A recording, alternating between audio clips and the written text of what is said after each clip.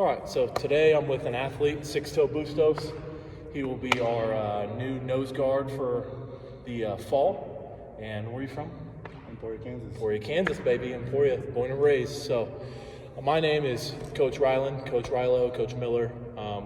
Athletes call me a bunch of different names, but I am a GA for the strength conditioning, but I was a defensive lineman for the ESU Hornets. So I think I know a thing or two about defensive line three-point stance.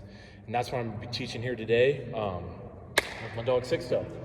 So some of the coaching cues before we get into the stance and everything is feet shoulder width, right toe to the instep of the left toe. This is if we're going in a right-hand stance. That eyeball is going to fall out, and that's where you're going to put your hand. So we're going to get started here. Sixto, yep, stay there for me. Those feet down here, these feet are going to be shoulder width apart. Shoulder width apart, Sixto. Take that right foot, and that right toe here, I want that right toe on that instep of that left foot. Right toe on the instep of that left foot. And these are for your nose tackles. What I'm doing is I'm setting it up. If your feet get too wide, that step is gonna be wide. So for your longer athletes, they might have wider feet. I know when I was an athlete, my feet were wider so I could take that first step vertical. But for Sixto here, I want those feet shoulder width apart. And the next thing I want you to do, Sixto. So when I put my hand down in that dirt, go ahead and put your hand down for me.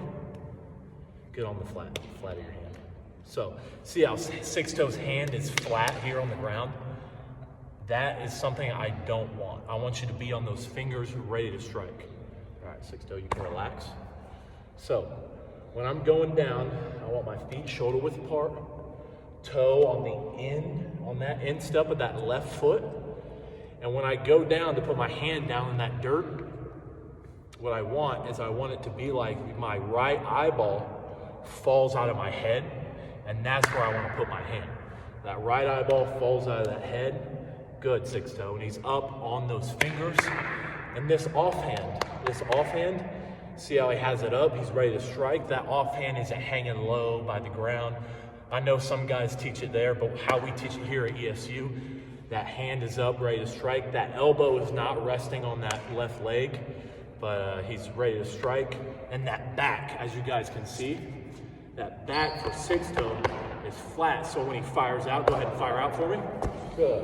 When he fires out, he strikes, he's out, and that back is flat, and he's ready to strike. All right. So we're going to go over it from the ground up. So Sixto, I'm going to give you a situation here. Your athlete runs onto the field, and he's ready to get set up. So Sixto, you get on the field, you're a sub, you run in. Good. When he gets set up, go ahead and face the camera, Sixto. Face the camera, Sixto. Yep. He's got his feet shoulder width apart. Good. Bring that foot in a little bit more for me, Sixto. Good. And that toe is up with the heel. He's got his hand out where the eyeball is. We got the offhand ready to strike. And it's the same for right and left. This setup is the same for right and left. But other than that, that's all the coaching cues I got. But good, Sixto. You can relax. But for your athletes, Sixto, what would you say? You're about 6'1", 6'2", 6'1"? Well, we measured in, I was 5'11" and a half. 5'11", so Sixto here is about 6 foot tall. I myself am about 6'4", so I was a little bit longer in my stance. So some of your athletes are gonna have a harder time getting used to that stance. So if you want, what I say, as your athletes get older and as they mature and become one with their stance, like how I was, I know as I started, I got the cues from my coach, and that's how my coach wanted it done. But as I got older, got more confidence in my stance, I was able to change it up, get my feet wider, get my right foot farther back, just to be more comfortable in my stance. So you really have to talk to your athletes, be one with your athletes, and at the end of the day, production overrides. So as long as your athletes are comfortable in their stance and they're making production, making plays, that's all that matters. So other than that, that's how to do a three-point stance.